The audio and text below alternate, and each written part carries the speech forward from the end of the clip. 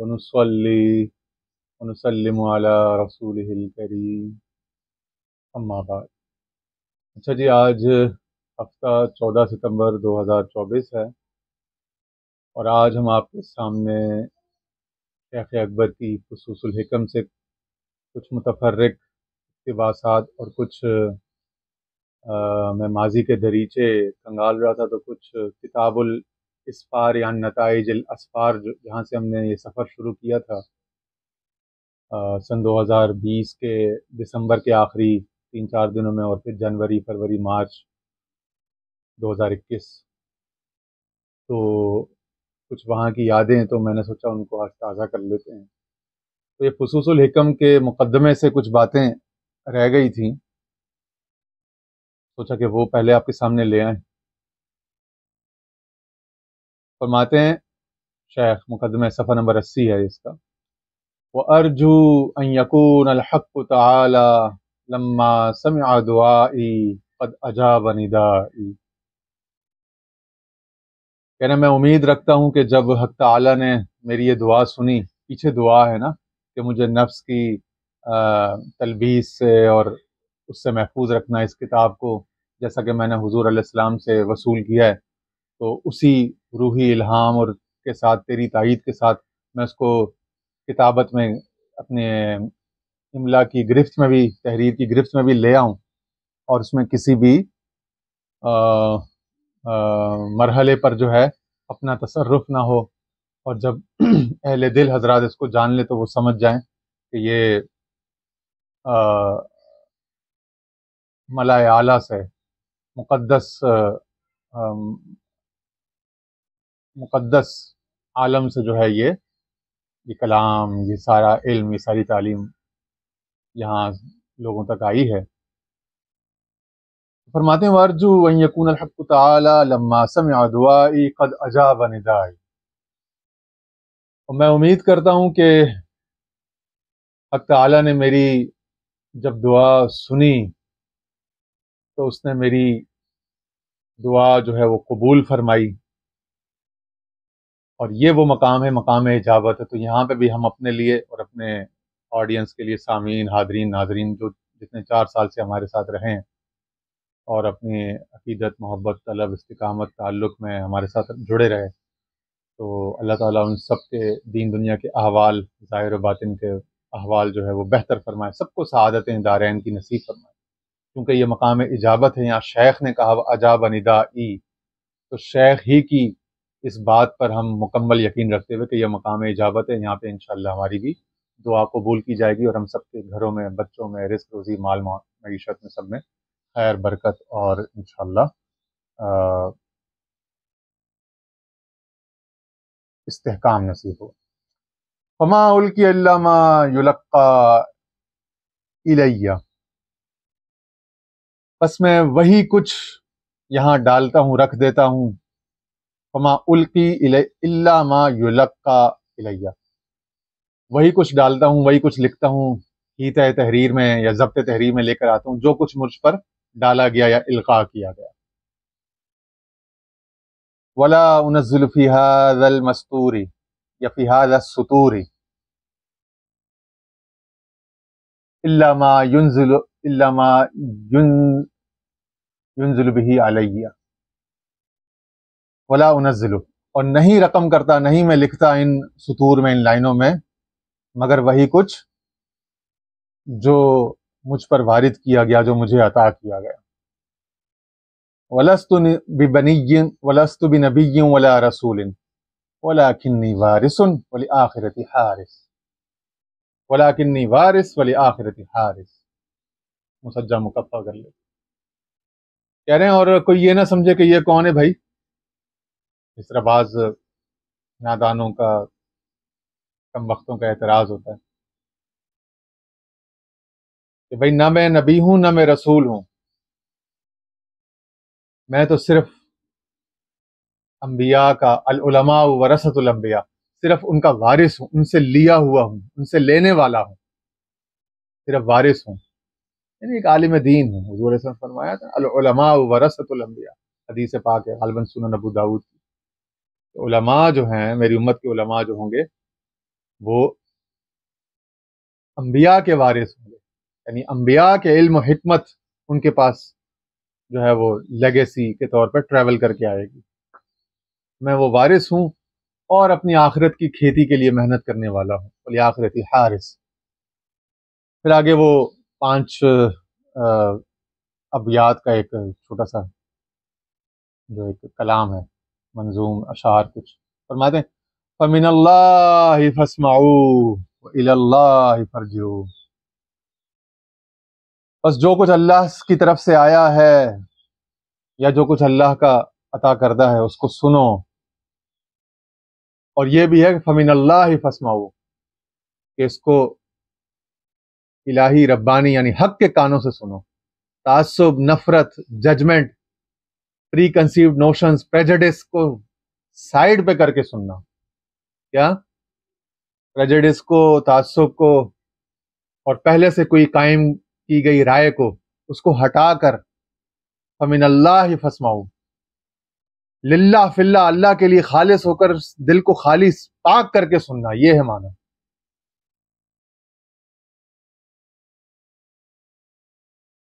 وَإِلَى اللَّهِ فَارْجِعُوا، اور اللہ ہی کی طرف رجوع کرو۔ کہ جب سن لو صداقت کے کان سے اللہ والے، اس کی عطا کردہ سماعت سے، ہر قسم کی نفس کی، جس طرح یہ پاک آیا ہے اسی طرح اس کو مقدس کلام سمجھ کے کم از کم چلو یہ کہ اپنے دل کو تعصب سے، نفرت سے، پری ججمنٹ سے، پریجڈس سے پاک کر کے، پہلے سے کوئی قائم کردہ رائے سے ذہن کو، دل کو صاف کر کے سننا اس کلام کو۔ آگے جو کتاب آئے گی خصوص الحکم کے اسباق، ان کو پڑھنا۔ تو پھر جب پڑھ لو تو پھر اس پر مخلوق پر علمیت کا دھونس جمانے، اپنی دھاک بٹھانے کے لیے نہیں، وَإِلَى اللَّهِ فَارْجِعُوا، پھر اس کو تعلق باللہ کے لیے اس کو استعمال کرنا، پھر اللہ کی طرف رجوع رکھنا اپنا۔ سننا بھی اللہ کی عطا، اس کے فضل، اس کی دی ہوئی سماعت صداقت سے، اور پھر اس پر رجوع کرنا یعنی اس پر لوٹنا، اس پر عمل کرنا، اس پر دھیان، وہ بھی اللہ ہی کے لیے خاص، مخلوق کے لیے نہیں۔ کن مع اللہ بلا خلق وکن مع الخلق بلا نفس، غالباً حضرت جنید بغدادی یا بایزید بستامی کا قول۔ فرماتے ہیں اللہ کے لیے ایسے ہو جاؤ کہ مخلوق بیچ میں نہ رہے، تمام مخلوق سے، علائق دنیاوی سے، تمام خوف و طمع سے، پین اینڈ پلیزر ہر قسم کے، پروز اینڈ کون سے، بالکل پاک ہو کر، آزاد ہو کر، مبرہ ہو کر، منزہ ہو کر اس کے لیے کام کرو، اس کے ہو جاؤ۔ جو کچھ کرو، کرنا تو مخلوق ہی میں ہے، رہنا بھی مخلوق ہی میں، کرنا سب لوگوں کے ساتھ معاملہ ہے، مگر کرو اس کے لیے۔ وَكُن مَعَ الْخَلْقِ بِلَا نَفْسٍ، اور جب لوگوں کے ساتھ معاملہ کرو یا لوگوں کے ساتھ رہو، ان کے ساتھ کچھ کرو، کچھ بات کرو، کچھ معاملہ کرو، کچھ عمل کرو، کوئی چیز ان کے بارے میں سوچو، بلا نفس، تو اپنی ذات، اپنی نفس، اپنی غرض کو، اپنے خوف و طمع کو، اپنے فائدے نقصان کو سائیڈ پہ کر کے اخلاص کے ساتھ ان کے بھلے کے لیے، مخلوق کے بھلے کے لیے، حضور علیہ السلام کی امت کے بھلے کے لیے۔ ٹھیک ہے جی؟ تو فَمِنَ اللَّهِ فَاسْمَعُوا وَإِلَى اللَّهِ فَارْجِعُوا فَإِذَا مَا سَمِعْتُمْ مَا أَتَيْتُ بِهِ فَعُوا، اور جب اس طرح سے جب تم سن چکو تو پھر جو کچھ میں لے کر آیا ہوں اس کو پھر یاد رکھو، پھر اس کو حفظ میں اپنے لے کر آؤ، اس کو یاد رکھو، اس نصیحت کو۔ ثم بالفہم فصلوا مجمل القول واجمعوا، یہ ہے وہ جس سے ہم نے خصوص الحکم شروع کی تھی، کیونکہ شیخ کی اجازت آ گئی تھی، ان کا حکم آ گیا تھا یہاں سے۔ ثم بالفہم فصلوا، پھر اس کو ذہن سے، فہم سے، ادراک سے، اپنے دور کے مطابق، جو اس دور کا پریویلنٹ فہم، جو اس دور کا ایک مجموعی تہذیبی ورثہ اور ہیومن کانشیسنیس ہوگی، اس کے مطابق اس کو سمجھنا اور اس کی تفصیل کرنا، اس کے مطابق اس کی تشریح، توضیح، تفصیل، اس کے تجزیہ کرنا، اس کے اجزاء کو اس وقت کے مطابق تفصیل کے ساتھ بیان کرنا، اپنے دور میں، اپنے عہد میں، جس دور میں تمہارے ہاتھ میں یہ کتاب آئے، یہ کلام آئے گا۔ ثم بالفہم فصلوا مجمل القول واجمعوا، یہ کتاب تو ایک اجمال ہے، یہ تو خلاصہ ہے، تو اس میں اجمال میں اقوال ہوں گے، باتیں اس میں ساری جملے جو ہیں وہ خلاصے ہوں گے، چھوٹے ہوں گے، ان کو کھول کے بیان کرنا۔ پھر اگر ایک پیراگراف ہوگا تو اس میں 30 40 50 منٹ اس کے تفصیل پہ، فصلوا پر اور اس کے اجمال کو کھولنے پر لگے گا، صرف ہوگا، تو اس طرح سے کرنا۔ ایک پیراگراف یا ایک صفحہ ہوگا تو اس پہ 10 صفحے لکھنا، اپنے عہد کے مطابق، اپنے لوگوں کی جو بھی اس کی انٹلیکچوئل اور ان کی جو نیڈ ہوگی اس کی اس زمانے کی، وجمعوں، اور اس کو جمع کرنا، ان اجمالوں کو اپنی تفصیلات کے ساتھ جمع کرنا، ان حواشی کو، ان توضیحات کو پھر جمع کرنا، تاکہ اگلے دور میں وہ فہم کے لیے پہلے سے رکھی ہوئی اینٹوں کے طور پہ، پہلے بنیادوں کے طور پہ کام آ جائے، تاکہ ان کو نئے سرے سے دوبارہ سے وہ سارا بار بار ری انوینٹ دا ویل نہ کرنا پڑے. ٹھیک ہے جی.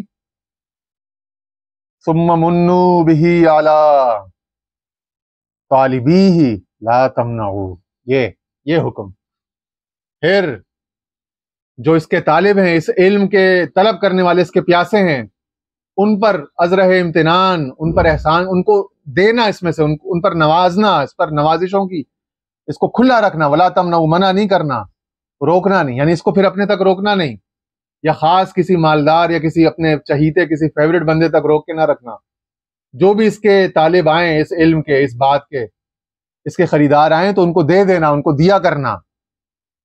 هذه الرحمت التي وسعتكم فوسعوا، یہ وہ رحمت ہے جو قرآن نے کہا نا، رحمتی وسعت کل شیء، میری رحمت ہر شے پر وسیع ہے. فرمایا یہ علم جو ہے اس رحمت میں سے ہے، یہ وہی رحمت ہے جو تم تک پہنچی ہے. سو اس کو مزید، اس وسعت کو مزید آگے لے کے جانا. یہ رحمت جو اس خدا کی رحمت وسیع ہے، تو اس کو محدود نہ رکھنا اپنے دور یا اپنے ذات تک، یا اپنے کسی اولاد تک، یا اپنے کسی خاص شاگرد خلیفہ تک. نہیں، یہ رحمت عام ہے، وسیع ہے. اس کے وسعت اور توسیع کا حال یہ کہ تم تک پہنچی ہے، فوسعوا، تو تم بھی اس میں وسعت کرنا، اس کو آگے سے آگے اس کو پہنچا دینا، لکھ کر، قول، تحریر، تقریر، عمل، کردار، جس طرح سے بھی ہو تم سے اس کو پروپیگیٹ کرنا اس کو. تو اسی لیے پھر وہ اجمال کی تفصیل اور اس کی توضیح اور اس کی وسعت کا جو حکم تھا وہ ہمارے لیے محرک بنا کے ہم اس کو سامنے لے کر آئیں. اور اس پر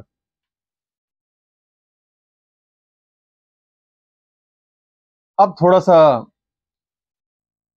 اپنے اس حسین خوبصورت دور کی طرف جہاں سے یہ شیخ اکبر محی الدین ابن عربی رضی اللہ تعالیٰ عنہ کے علوم شروع ہوئے تھے. وہ جو خوبصورت ایک زمانہ تھا، ایک خوبصورت وقت اللہ تعالیٰ ایک چند مہینوں کا لے کر آیا تھا. اور اس کے بعد کے اپنے وقت، وہ اپنی ان سب کی اپنی اپنی ضرورت تھی.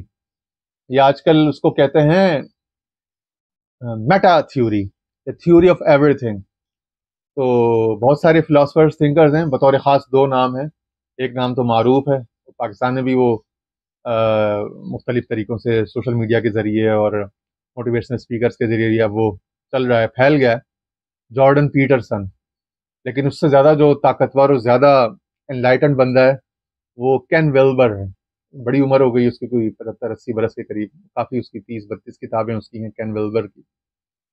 تو اس کی ہے theory of every thing, theory of every thing. تو اس کا ایک فریز ہے کین ویلبر کا، وہ کہتا ہے ٹرانسینڈ اینڈ انکلوڈ. دو الفاظ ہیں بڑے خوبصورت.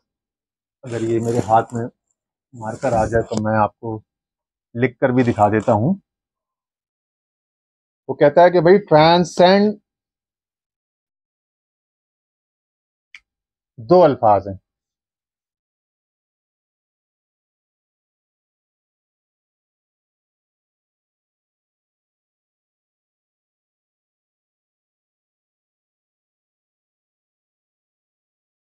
ٹھیک ہے جی، ٹرانسینڈ اینڈ انکلوڈ. مجھے نہیں معلوم فوکس ہو سکا کہ نہیں، کیونکہ وہ فوکس شاید فیس کو وہ پرائیورٹی پر سیٹ ہوا ہے. بہرحال تو ٹرانسینڈ اینڈ انکلوڈ سے مراد یہ ہے کہ گرو کرتے رہو. کانسٹنٹ زندگی گروتھ کا نام ہے، پروگرس کا نام. گرو اور پروگرس کو لے کے چلتے رہو، کسی بھی پروفیشن میں، کسی بھی واک آف لائف میں، کسی بھی ایریا میں، ڈومین میں، کسی بھی فیلڈ میں ہو، کسی بھی ریلم میں ہو. ٹرانسینڈ، اس آگے سے آگے بڑھو، آگے سے آگے ایکسپلوریشن کرو. مگر انکلوڈ، اپنے ماضی کے جو اجزاء ہیں، جو سفر کے مراحل یا جو اسٹیشنز ہیں، ان کو شامل رکھو. ان کے انکاری نہ بنو. ایکسکلوڈ نہیں ان کو کہ کسی شے کو ڈسکارڈ کر دیا, ڈس ریگارڈ کر, نہیں, اس سب کو شامل رکھو, اس سب کو اپنی زندگی کے تجربے میں. وہ جو موسیٰ علیہ السلام کا تھا نا فی الیم میں, کہ وہ پھر یہاں سے وہ تجربے حاصل کر, تو وہ جو کچھ تھا اس نے اس سب کو اپنایا, اون کیا. انکلوڈ کا مطلب اون کرو, اس کو اون کرو. وہ تمہیں اچھا لگے, بھلا لگے, نہ لگے, وہ تمہاری کمزوری کا عکاس ہو یا تمہاری قوت کا, وہ کوئی خوشگوار ہو یا بدگوار, اپنا ناگوار حادثہ ہو, جو بھی مراحل ہیں زندگی کے, جو کچھ دیکھتے آئے ہو, سنتے آئے ہو, برتتے آئے ہو, بتاتے آئے ہو, اس سب کو اپنا سفر کا حصہ سمجھو, اس سب کو اون کرو. Transcend and include. ٹھیک ہے, تو انکلوڈ تو ہر شے کو, ہر مرحلے کو انکلوڈ رکھتے جاؤ. یہ پچھلے دنوں وہ پیٹر ٹکر ہے غالباً یا کیا, کوئی ایک بہت زبردست فوٹوگرافر ہے یو کے کا, تو اس کی میں سنتا رہتا ہوں, تو وہ کچھ فلوسافیکل اس کی بھی چیزیں ہوتی ہیں, صرف پروفیشنل یہ فوٹوگرافی کے ویڈیو پہ نہیں ہوتی. تو وہ اس نے پھر یہ وہاں سے یہ لنک نکلا تھا کین ولبر کا, اور پھر وہ کین ولبر کو تھوڑا کھنگالا تو وہاں سے. تو یہ transcend and include, growth and progress کرتے جاؤ, مگر پیچھے کے حصوں کو بھی ساتھ رکھتے جاؤ. گاہے گاہے قصہ, گاہے گاہے باز خاں این قصہ پاری, کبھی کبھی پیچھے جھانک کر جھروکوں سے ان اشیاء کو بھی یاد کر لیا کرو, ان سے بھی تھوڑا ماضی کے کھلونوں سے بھی کھیل لیا کرو, پرانی یادوں سے. ٹھیک ہے جی. تو کسی شے کو وہ ایکسکلوڈ یا ڈس ریگارڈ نہیں کرنا چاہیے. اور ویسے بھی اب جو دور آیا ہے, اور اسی طرح یہ کین ولبر اور دیگر لوگوں کی اب فلاسفی اس زمانے میں یہ بھی ہے, وہ یہ کہتے ہیں یہ آئدر اور جو ایٹیچیوڈ ہے نا, یہ درست نہیں ہے. یا تم یہ یا وہ. جیسے کسی نے کولن پاول نے غالباً ہمارے ایک ماضی کے زمانے میں ایک صدر کو دھمکی دی تھی, either you are with us or against. یا تم, یہ دھمکی ہوتی ہے, بدماشی ہے, یا تم ہمارے ساتھ ہو 9/11 کے بعد اس وار میں, وار اگینسٹ ٹیرر, یا پھر تم ہمارے مخالف ہو, پہ تم ہمارا نشانہ بن جاؤ. یہ زندگی میں نہیں ہوتا, یہ جنگ ہے, لڑائی ہے. ٹھیک ہے نا. زندگی میں کسی دلیل میں, کسی مباحثہ میں, کسی جو آپس میں بات ہوتی ہے, مذاکرہ, مباحثہ, اس میں کبھی یہ نہیں ہوتا کہ یا یہ یا وہ. مکالمہ جو ہوتا ہے اس میں کیا ہوتا ہے, وہ کہتے ہیں بوتھ اینڈ. انکلوژن کو لے کر, ایکسکلوژن کے بجائے, ایکسکلوزیوسٹ مائنڈ سیٹ کے بجائے انکلوزیوسٹ ہو جاؤ. بوتھ اینڈ یعنی this is both a book and a document. یہ جو کیمرہ ہے دیکھ رہے ہیں, یہ ہائبرڈ ہے نا. تو آج کل ہائبریڈائزیشن ہے دنیا میں, جنرلائزیشن اور ہائبریڈائزیشن ایک چل پڑی ہے, ضرورت ہے وقت. تو this device is both a phone and a camera. آپ یہ نہیں کہہ سکتے آئدر فون اور کیمرا. ہاں ڈیڈیکیٹڈ کوئی ڈی ایس ایل آر یا کوئی میرر لیس کیمرا ہے تو وہ ڈیڈیکیٹ. کوئی صرف فیچر فون ہے, بار فون, اس میں وہ کیمرا کیپیبلٹیز نہیں ہے, ٹھیک ہے, ٹھیک ہے, وہ آئدر اور ہو جائے گا. ٹھیک ہے نا. لیکن یہ جو آ رہی ہیں چیزیں جو ہائبرڈ پراپرٹیز کے ساتھ آ رہی ہیں, تو یہ بوتھ اینڈ والی ہے. کیا, this is both a phone and a camera device. ٹھیک ہے جی. تو ٹرانسینڈ اینڈ انکلوڈ, اور اسی طرح بوتھ اینڈ. تو وہ چیزوں کو ساتھ رکھ کے, ان کو اون کر کے. تو بہت سے ہمارے دوست وغیرہ کہتے رہے مجھ سے, کچھ میرے چینل پہ جب وہ پیچھے جاتے ہیں, کھنگالتے ہیں, تو کہتے ہیں کہیں لائٹ بالکل خراب ہے, کہیں آپ لوگوں کے کپڑے ایسے گندے میلے ہو رہے ہیں, پسینے سے بھرے ہوئے ہیں, کوئی ایسی جگہ ہے جو کوئی اتنی ویژولی ایستھیٹیکلی کوئی اتنی اپیلنگ نہیں ہے, کوئی ایسا. تو بھائی خاکسار لوگ ہیں, بوریا نشین, خاک سارانے جہاں را بہکارت منگر ہیں. بھائی خدا کے جو کیا قدمان مغبرتان اغبرت قدماؤ فی سبیل اللہ, حدیثوں میں بھی ہے نا کہ جس کے قدم جو ہے وہ غبار آلود ہو گئے خدا کی راہ میں. اور بلکہ یہ, ہاں یہ میں نے آگے کے لیے نوٹ کیا ہوا تھا حوالہ, لیکن چلیں حدیث نمبر 2622 ہے یا کچھ ہے صحیح مسلم کی. اور شروع سے جب ہم یہ کتاب الاسفار اور نتائج الاسفار پہ جب آئے تھے, تو کچھ لوگوں نے یہ اسلوب یا یہ فارمیٹ بڑا پسند کیا تھا کہ ایک محدثانہ طریق پر جو ہے ایک درس حدیث بھی ہو جاتا ہے, ساتھ میں درس تصوف بھی ہو جاتا ہے. تو وہ جو حدیث کو سند کے ساتھ جو روایت کرنے کا اسلوب تھا, یہ کتاب البر والصلہ, کتاب الادب کے اندر اب باب البر والصلہ میں ایک باب ہے، باب فضل الضعفاء والخاملین، کہ کمزوروں، ماڑے، ٹوٹے پھوٹے لوگوں کی فضیلت کے بارے میں ایک باب۔ تو عن ابی ہریرہ رضی اللہ تعالی عنہ قال ان رسول اللہ صلی اللہ علیہ وسلم قال رب اشعث مدفوع بالابواب لو اقسم علی اللہ لابر،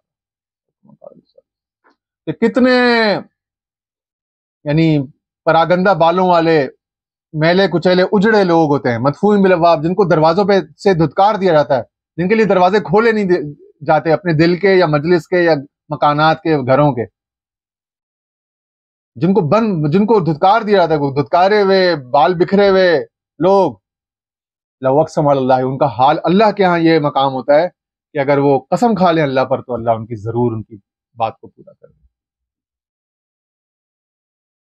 اور اگلی حدیث میں ہے عن ابی ہریرہ رضی اللہ عنہ ان رسول اللہ صلی اللہ علیہ وسلم قال اذا قال الرجل هلك الناس فهو اهلكهم، فرمایا ان میں سے ایسے لوگ بھی ہوتے ہیں کہ وہ کہتے ہیں کہ مخلوق مر گئی تو وہ واقعی مر جاتی ہے کسی شخص یا کسی فرد یا کسی قوم ہیں، چون نعمت در دل درویش درد ہیچ قوم را خدا رسوانت، کہ کسی قوم کی بربادی کے لیے اتنا کافی ہوتا ہے کہ وہ کسی درویش کا دل دکھا دے اور پھر وہ اس قوم کو خدا رسوا کر دے۔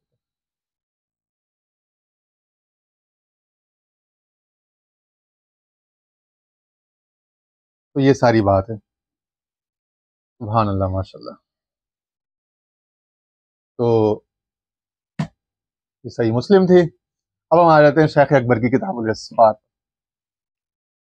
میں پڑھ رہا تھا ایک پرانی لائنیں، میں نے کہا چلیں پڑھ لیتے ہیں، بڑا مزہ آئے گا، پرانی باتیں کچھ جو اس طرح سے اس وقت بیان نہیں ہو سکی تھی۔ ظاہر ہے اس وقت کا جو جتنا مطالعہ، ایکسپیرینس، ایکسپوجر تھا، جو احوال بیچ میں آئے، جو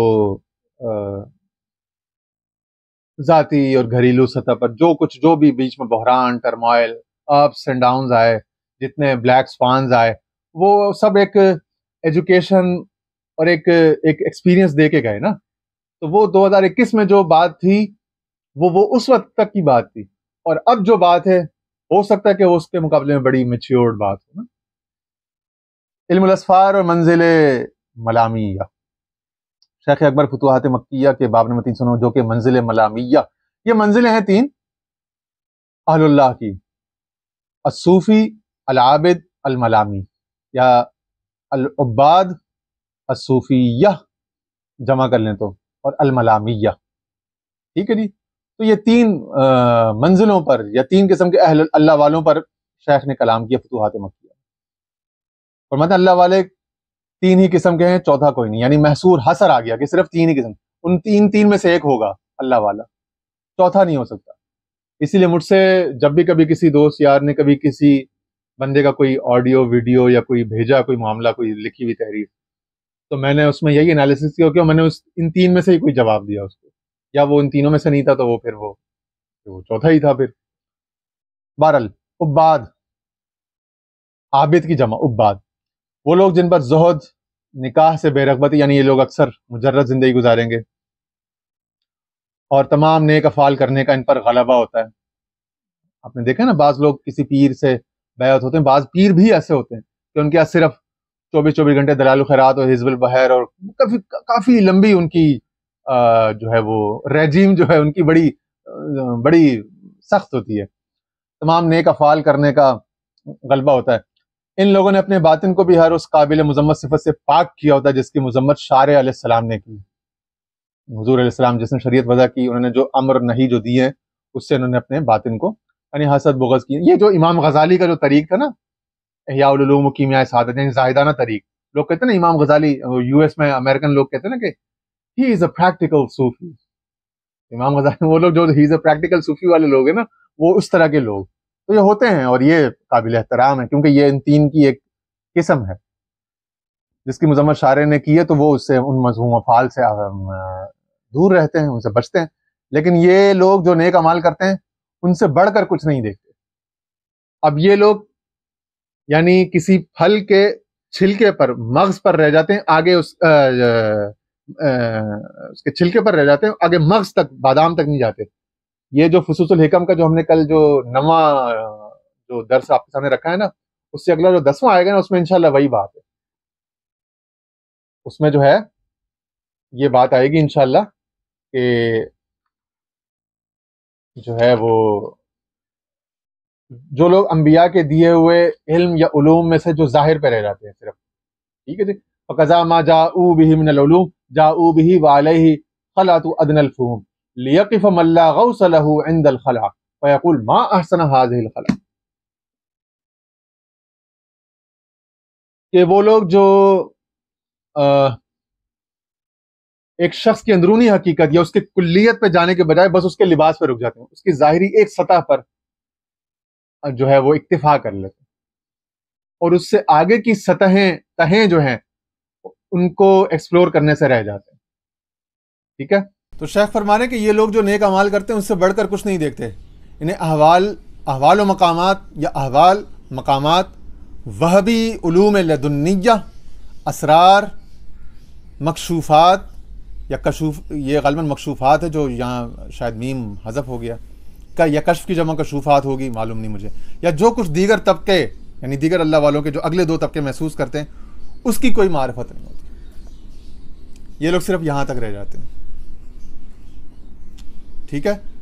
تو یعنی یہ ایسا ہی ہے کہ وہ کہتے ہیں کہ انبیاء جو علوم لے کر آئے نا، اس علم پر ظاہر کا ایک لباس ہوتا ہے، جو پیچھے ہم نے وہ بات پڑھی فصوص الحکم سے، وہ اس لباس پر رک جاتے ہیں، اور اس لباس کے اندر تو ایک وجود، ایک کوئی ہستی ہے، پھر اس ہستی کی اپنی بہت ساری تفصیلات ہیں، ان تمام معاملات سے دور رہ جاتے ہیں، وہ صرف لباس پہ اکتفا کر کہتے ہیں واہ جی واہ کتنا اچھا لباس ہے، کتنا اچھا کپڑا ہے، یعنی ایسا ہی کسی کو بادام یا اخروٹ دے دی اور وہ اخروٹ کے چھلکوں پر مست ہو کے رہ گیا، اسی پہ خوش ہو گیا، واہ جی واہ جی کتنے خوبصورت چھلکے ہیں جی، ہاں ہاں ہاں، اس کو یہ نہیں پتا کہ اس کو توڑو تو اندر پھر بادام ہے، اندر اخروٹ کا مغز ہے، مونگ پھلی کے چھلکے کے جو ہے نا ڈیزائن کے اوپر مست ہو گیا، واہ جی واہ کیا خوبصورت چھلکا ہے، اور بھائی اس کو کھولو، یہ چھلکا تو صرف اندر جو شے تھی، حقیقت تھی، اس کی حفاظت کے لیے تھا، تو اصل معاملہ تو اندر جو ہے دانا ہے، اس کو کھانا ہے، اس کو برتنا ہے، اس سے معاملہ کرنا ہے، یہ لوگ وہاں تک نہیں پہنچ پاتے، ٹھیک ہے۔ تو احوال، مقامات، وہبی علوم لدنی، اسرار، کشوفات یا مکشوفات یا جو کچھ دیگر طبقے محسوس کرتے ہیں اس کی کوئی معرفت نہیں ہوتی۔ اب اس کا مطلب یہ ہے مفہوم مخالف کہ اگر پھر اگلی منزلیں چاہیے تو پھر آپ کو وہ جو پیچھے جو بتایا ہے اس سے تھوڑا پیچھے ہٹنا پڑے گا، گیو اپ کرنا پڑے گا، ٹھیک ہے نا، اس سے محروم ہونا پڑے گا۔ وہ جو کہتے ہیں نا کہ ایک عربی مقولہ ہے تصوف میں بڑا مشہور کہ حسنات الابراری سیئات المقربین، کہ اس طرح کے جو ابرار زائد لوگ ہوتے ہیں ان کی جو نیکیاں ہوتی ہیں وہ مقربین کے درجے کے مطابق وہ گناہ ہوتے ہیں، ان کے لیے تو نیکیاں ہوتی ہیں، مقربین وہ نہیں کریں گے، ان کے لیے گناہ ہوں گے، ٹھیک ہے جی۔ ہاں، تو ان لوگوں کو کہتے ہیں عباد کہا جاتا ہے۔ اگر ان کے پاس کوئی دعا کی غرض سے آئے، کوئی دعا لینے آئے، تو ہو سکتا ہے ان میں سے کوئی اسے جھڑک دے یا یہ کہے میں کیا چیز ہوں جو آپ کے لیے دعا کروں، یہ میں کیا چیز ہوں، جو ہم نے پچھلے دنوں میں کے اوپر کھولا نا، تو اس طرح کے لوگ یہ کہتے ہیں بھائی میں کیا چیز ہوں دعا کروں، اور جاؤ بھائی اللہ سے دعا کرو، اللہ سے ڈائریکٹ مانگو، میں کون ہوتا ہوں۔ اس طرح کے لوگ یہ انکار کرتے ہیں، سمجھتے ہیں کثرت نفسی، وہ بیچارے اس سے آگے کوئی ہوتے بھی نہیں ہیں، ٹھیک ہے جی۔ تو معنی یہ بھی ہے کہ جب کوئی فقیر کے پاس، کسی درویش کے پاس کوئی دعا کے لیے آئے گا تو وہ اس کو دعا دے گا، اس کے لیے دعا کر دے گا، تاکہ اگلے کا جو حسن ظن ہے وہ خراب نہ ہو، ٹھیک ہے جی۔ تو یہ زاہد لوگ جو ہے نا، یہ وہ ہمارا ایک، ہم لوگ جب چھوٹے تھے تو اچھا ہم بھی چھوٹے کم عقل تھے تو یہی سمجھتے تھے کہ یار صحیح کرے۔ ایک میرا دوست ہے، اس نے ایک بات کہی، کہہ رہے یار وہ میرے والد صاحب اللہ ان کی بخشش کرے، وہ بڑے نیک انسان تھے، ہر وقت قرآن پڑھتے رہتے تھے، اور فجر کی نماز کے بعد جو نا اگر قرآن پڑھتے پڑھتے سو گئے تو پھر اٹھے، پھر 9 10 11 12 1 بجے تک پھر قرآن پہ پھر زور کیا تھا، تو کہہ رہے اس دوران اگر کوئی کہتے بالکل دنیا داری ان میں تھی ہی نہیں، 5 وقت کی نماز اور راتوں کو بھی تہجد اور یہ وہ۔ تو اس نے جو بات کی نا اس وقت تو مجھے بڑی اچھی لگی تھی، انسپریشنل لگی تھی، بعد میں پتہ چلا کہ بھائی وہ تو ایک بڑا ایک چھوٹا مقام ہے۔ تو وہ کہتا ہے کہ وہ میرے والد صاحب جو تھے نا، وہ کوئی رشتہ دار آگے ملنے تو وہ یوں ہاتھ کے اشارے سے نا اس کی طرف مڑتے بھی، سلام بھی نہیں کرتے تھے، یعنی کہتے تھے کہ بس ادھر بیٹھ جاؤ، گھر والے سمجھ جائیں گے اس کو کہیں کمرے میں بٹھا دو، میں تلاوت کر رہا ہوں، بہت بڑا کام کر رہا ہوں۔ تو وہ کسی کو کہتا ریسیو نہیں کرتے تھے، ان کو کوئی وہ دنیا کی طلب نہیں تھی، کوئی ان کو وہ نہیں تھا، کسی سے کوئی صلاح وہ نہیں تھا، غرض نہیں تھی۔ اب یہ تو اخلاق نبوی کے اور سنت اس کے تو خلاف ہے۔ تو لوگوں نے تو اپنے جو روزے ہیں وہ توڑے کسی کا دل رکھنے کے لیے۔ صوفیہ اور بزرگان دین کا تو یہ سبق ہے ٹھیک ہے نا. تو یہ دو بالکل مختلف قسم کی تعلیمیں ہیں. اسی لیے سخی حسن بابا فرماتے تھے آدھا مولوی آدھا شاجی نہیں چلتا, یا پورے مولوی ہو جاؤ یا پورے شاجی ہو جاؤ. وہ میاں صاحب مجھے بتاتے تھے, خود میاں صاحب فرماتے تھے کہ سخی حسن بابا کے پاس جب لوگ آتے ہیں نا, کہتے ہیں ہم فلانے مولانا کے واز میں گئے, او جی وہ بڑا رونا آیا, وہ بڑا رلایا. مقصد کہنے گئے تھے کہ آپ کے یہاں تو رونا آتا ہی نہیں. بھائی وہ رلانے کے لیے تھوڑی بیٹھا, وہ تو ہنسانے کے لیے بیٹھا ہوا. روتے ہوئے تو تم دنیا سے آتے ہو. تو سخی حسن بابا نے جو لطیفہ لکھا مولانا روم کا جو لطیفہ مثنوی میں, کہہ رہے ہیں ایک مولوی صاحب تقریر کر رہے تھے ممبر پہ, تو ایک دیہاتی بڑا رو رہا تھا. تو مولوی صاحب جب جمعہ ختم ہو گیا تو نماز کے بعد سے آئے, کہتے ہیں یار تو مجھ کو بڑا اللہ والا بڑا عاشق رسول معلوم ہوتا ہے, ساری محفل میں تجھ پر ہی اثر ہو رہا تھا میری باتوں کا, تو رو رہا تھا. اس نے کہا مولوی صاحب مجھے تو ککھ نہیں پتا تو کیا بول رہا تھا, لیکن یہ کہ جب آپ ہلتے تھے تو آپ کی داڑھی میرے بکرے کی مثل کی داڑھی کی مثل ہلتی, تو مجھے اپنا بکرا مرا ہوا یاد آتا تھا, تو میں تو اپنے بکرے کی یاد میں رو رہا تھا. وہ سمجھ رہا ہے یہ اللہ کی یاد میں, اس کے عشق الہی عشق رسول میں رو رہا ہے. تو یہ اس طرح کے کم فہم لوگ اس طرح کے ہوتے ہیں, ٹھیک ہے, خوش فہم لوگ. ٹھیک ہے جی. ہاں میری کیا اوقات, احتیاط برتتے ہوئے کہ کہیں ان میں غرور نہ آ جائے, یعنی غرور سے ڈرتے رہتے ہیں. تو یہ طرح کے لوگ غرور سے ڈرتے رہیں گے, نفس کی چالوں سے خوف کھاتے رہیں گے, یہ نہ ہو جائے, ریاکاری نہ ہو جائے, ہر وقت دین میں لگے رہیں گے. تو بچا بچا کے نہ رکھ اسے, تیرا آئینہ ہے وہ آئینہ, کہ شکستہ ہو تو عزیز تر ہے نگاہ آئینے سے. ایک دفعہ توڑ دے تو جان ہی آزاد ہو جائے گی. جب تک عزت کو, اپنی نیک نامی کو, کہیں یہ نہ ہو جائے, کہیں وہ نہ ہو جائے, کہیں یہ خطا سرزد نہ ہو جائے, کہیں نامہ اعمال میں یہ نہ, اس طرح کرتے رہو گے تو پھر ایسے ہی رہو گے, پھر اسی طرح ڈر ڈر کے بھی اتنے سے ہو جاؤ گے. اور اسی لیے صوفی جو ہے نا, وہ درویش جو ہے, وہ ہمارے ایک تھے صوفی صاحب, وہ بڑے اچھے نعت خوان تھے. وہ فرماتے تھے سن 2003-4 میں نیا جب پیر صاحب سے بیعت ہوا تو انہوں نے بتایا تھا, انہوں نے کہا بھائی میں تو نعتیں پڑھتا تھا مسجد میں, تو وہاں سے پیر صاحب نے دیکھ لیا تو نعتیں تو سفر میں نعتیں, تو کہتے ہیں کہ وہ میں تو اپنے آپ کو نعت خان سمجھ, لوگ عاشق رسول اور بلبل مدینہ اور ثنا خان رسول اور پتہ نہیں کیا کچھ کہتے تھے. تو کہہ رہے ہیں جب پشاور میں پیر صاحب تربیت کے لیے لے آئے, صحبت کے لیے, تو پشاور نے مجھے کہا کہ باہر نکلو دربار سے اور گلی میں جھاڑو لگاؤ. تو کہہ رہے ہیں میں جھاڑو لگانے لگا, میں نے بے ادبی تو نہیں کی لیکن جھاڑو لگانے لگ گیا. میں دل میں سوچ رہا ہوں کہ یہ کیا, ہم جھاڑو کے لیے آئے تھے, ہم تو حضور صلی اللہ تعالی علیہ وسلم کی ثناگوئی کے لیے آئے تھے. ایک ثنا خان رسول کی تعظیم و تکریم کے بجائے انہوں نے جھاڑو پہ لگا دیا, لوگوں کے سامنے بے عزت کروا رہے. تو کہہ رہے ہیں کہ پیر صاحب میرے دل پہ حال پہ متوجہ ہو گئے. تو پیر صاحب فرماتے ہیں کہ بیٹا ہم نے صرف نعت خوانی میں نہیں تمہیں روکے رکھنا, تو ہم نے جو ہے نا تمہیں آگے صوفی دیکھنا ہے. اور صوفی کے لیے تزکیہ ہونا, دل کا صاف ہونا, اندر سے نخرہ گھمنڈ اور پرانا جو کچھ سیکھا ہوا وہ سب کا محو ہونا, اس کا سارے تعلیم کا وائپ آؤٹ ہونا ضروری ہے. یعنی اس طرح تفصیل سے تو نہیں, لیکن کہا کہ بیٹا ہم تمہیں نعت خوان نہیں صوفی ہی بناتے ہیں, بس اتنی ایک جملہ کا. اور مقصد اس میں تفصیل یہ تھی, پتہ نا شیخ نے کہا نا فصلو وجمعو, تو یہ چیز ہے. ہاں نفس کی چالوں سے خوف کھاتے, کہیں اس میں ریاکاری نہ آ جائے, اس میں فلانا ہو جائے. اگر اس میں سے کوئی کتاب پڑھتا ہے تو وہ حارث المحاسبی کی کتاب الرعایا یا کتاب الزہد وغیرہ جو ہیں وہ اس طرح کی کتابیں پڑھتے ہیں. آگے فرمایا عباد سے اپنی زہد اور عبادت احوال سے, اچھا یہ لوگ اپنے نا چونکہ نماز روزہ اور یہ تلاوت وغیرہ بہت زیادہ کرتے ہیں اور لمبے لمبے احزاب جو ہیں مجموعے اوراد و وظائف وہ پڑھتے ہیں, تو یہ اس حوالے سے لوگوں سے متمیز ہوئے اور یہ لوگوں میں الگ سے نظر بھی آتے ہیں, ان کا امتیاز مسجدوں میں اور یہ وہ, اور وہ جسمانی طور پر ان سے دور ہوئے یعنی لوگوں سے. سو ان کے لیے بھی ایک جزا ہے. تو ان کے لیے چونکہ اللہ تعالیٰ کسی کی میں نے ضائع نہیں کرتا, ان کے لیے ایک جزا ہے. جو انہیں سوچا جنت, تو جنت اور حوریں ان کو مل جائیں گی جیسا کہ ان کو چاہیے. دوسری قسم صوفی کی ہے اور تیسری ملامیہ کی ہے. تو ایسا کرتے ہیں کہ پھر دوسری قسم اگلے نشست میں اور پھر تیسری انشاءاللہ پھر آگے پھر دیکھ لیں گے. ٹھیک ہے جی. آج بس ماضی سے بس اتنا ہی, تھوڑا سا کچھ اینیکڈوٹل ایویڈنس اور کچھ ایسی چیزیں سوچا کہ آپ کے سامنے لے آئیں, تو وہ لے آئے. اللہ تعالیٰ اس کو قبول فرمائے. وآخر دعوانا ان الحمد للہ رب العالمین.